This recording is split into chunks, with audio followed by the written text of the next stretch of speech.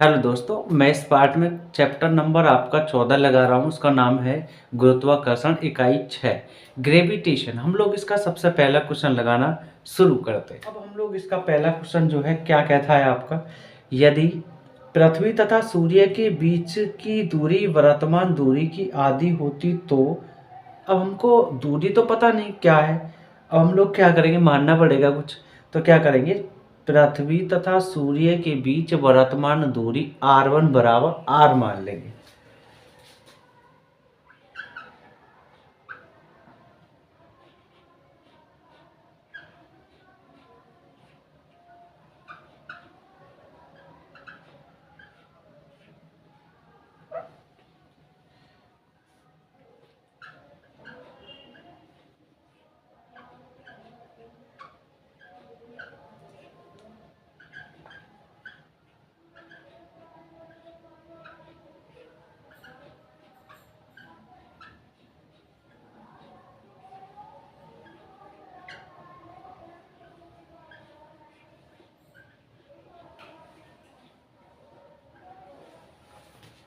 ठीक, अब लोग आधा कर सकते हैं किसी को भी। आगे अगले केस में r2 कैसे निकलेगा, उसका आधा है वर्तमान दूरी का। कोई तो कहना चाह रहा r2, तो लिख लेंगे हम लोग।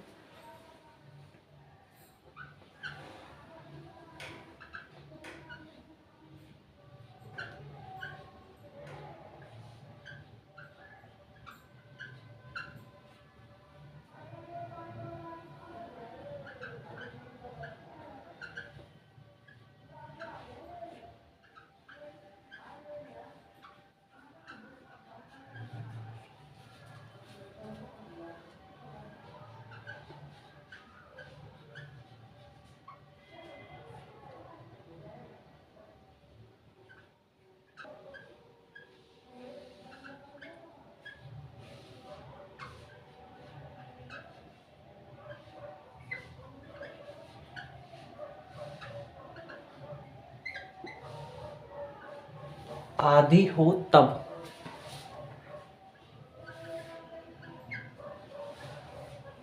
r2 बराबर आधी, वर्तमान दूरी क्या है r1 बराबर r, इसका आधा कर देंगे, मतलब 2 का भाग दे देंगे आप, है ना। ठीक, नेक्स्ट।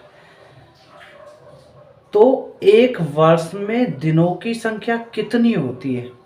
ठीक है, अब हम लोग क्या करेंगे, परिक्रमण काल जो है हम लोग 1 वर्ष मान लेंगे। ठीक है,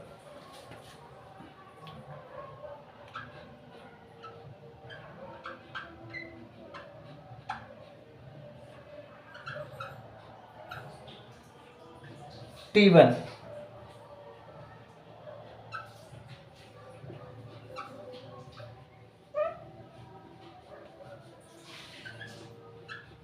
1 वर्ष, और हम लोगों को दिनों में चाहिए इसे, तो 1 वर्ष मतलब 1 ईयर आपको 365 दिन होते हैं।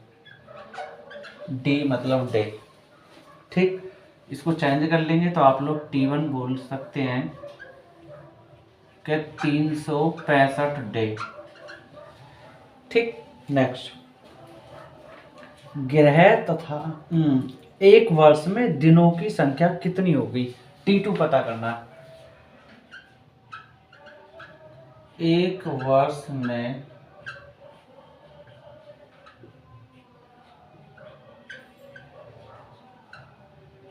दिनों की संख्या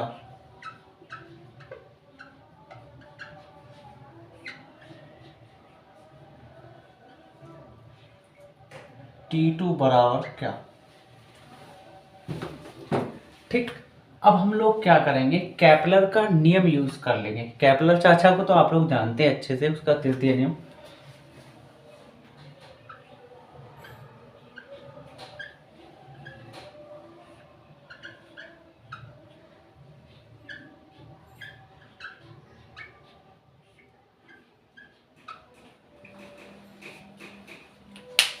ये क्या कहता है, टी स्क्वायर प्रोपोर्शनल आर का क्यूब, मतलब अनुक्रमानुपाती कह सकते हैं आप लोग। यही तो होता है तृतीय नियम। अब देखो हम लोग क्या करेंगे, पहली स्थिति के लिए चलते हैं, मतलब पहला केस क्या कहता है,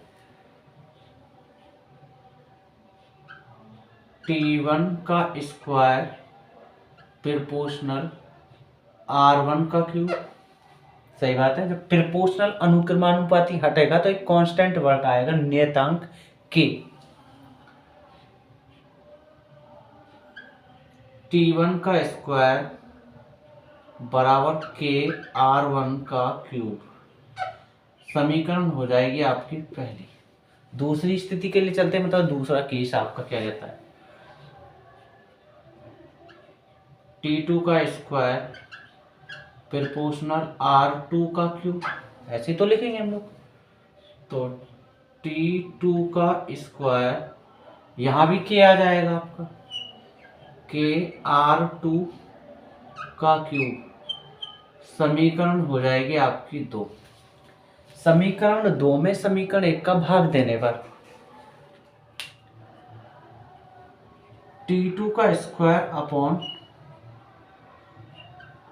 T1 का स्क्वायर, क्योंकि लेफ्ट की वैल्यू लेफ्ट के साथ, राइट की वैल्यू राइट के साथ, ठीक, उल्टे हाथ की वैल्यू उल्टे के साथ और सीधे हाथ की वैल्यू सीधे, ठीक। तो k R1 के क्यूब, ये तो पहली के लिए, दूसरी के लिए वाली वैल्यू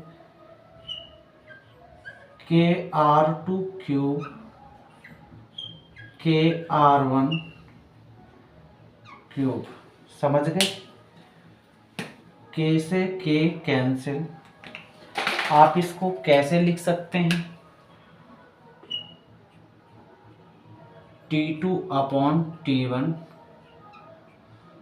बराबर, लेकिन उस पर स्क्वायर कर लेंगे, दोनों पर सेम है तो इसलिए 1 कर लेंगे, ठीक है। उसके बाद R2 अपॉन R1 और पूरे का क्यूब। अब मैं दरअसल आपको एक चीज बता दूं,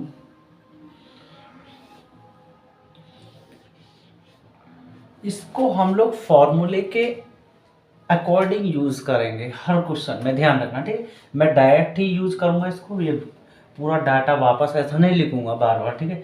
तो एक फॉर्मेट के रूप में हम लोग इसको यूज करेंगे और यही से मैं सीधा क्वेश्चन लगाना शुरू करूंगा, ठीक है।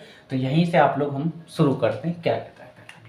तो वैल्यू है हमारे पास सारी की सारी, रख देंगे, कोई दिक्कत नहीं होता, ठीक है। T2 हमको निकालना है, मतलब तो T2 निकाल लेंगे, कोई दिक्कत नहीं। T1 है हमारे पास 365 दिन, रख देंगे 365 डे, उसका कर लेंगे स्क्वायर।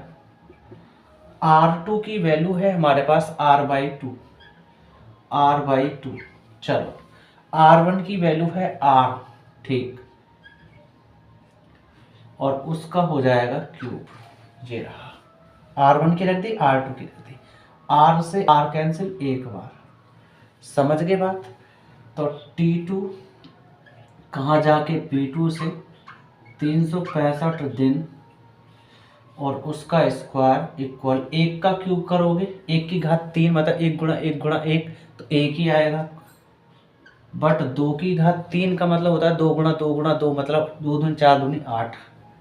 आप 8 लिखेंगे, ये स्क्वायर इधर आके रूट बना देगा, इसको ऊंट बना देगा मतलब।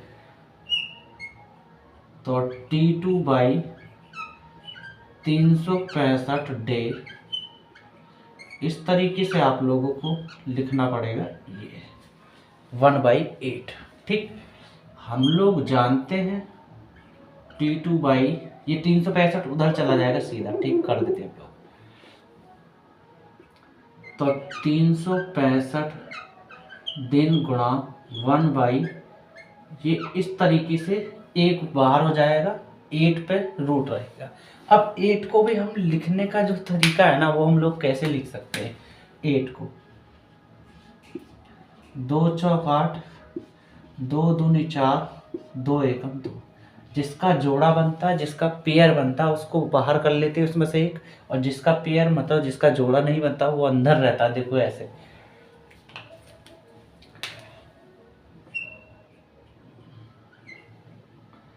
तो 365 दिन बाई 2√2, समझ गए ना। 8 को इस तरीके से।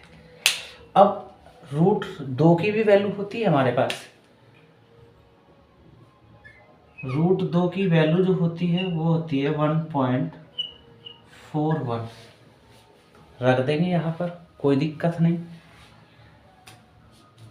तो एक काम करते हैं हम लोग, यहाँ यूज करते हैं इसको। तो T2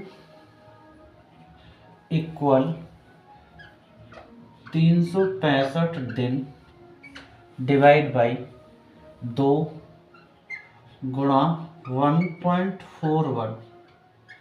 समझ गए ना आप लोग?